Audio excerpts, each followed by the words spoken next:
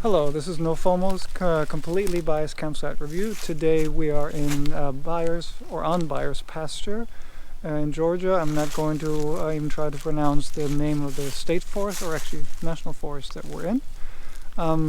We don't have a campsite number because none of the sites here are numbered, or I don't even know how many sites there are. We're somewhat by ourselves, and yeah, we just got back here because there was really not a good cell phone signal and we had to work today. Sun is setting over there and the river's down there, so let's take a quick peek to explore.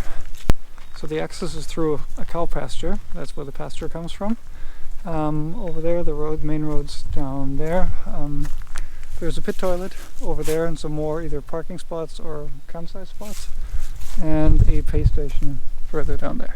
So pay station, it's $5 a night. Pretty okay. And Sybille said there was someone down here, but I don't see anyone. So, boat ramp down there. We're not gonna inflate our kayak. You can see the Unimog there in the distance. There's a waterfowl refuge, so no hunting. Good for us. And yeah, all quiet, no one here except us.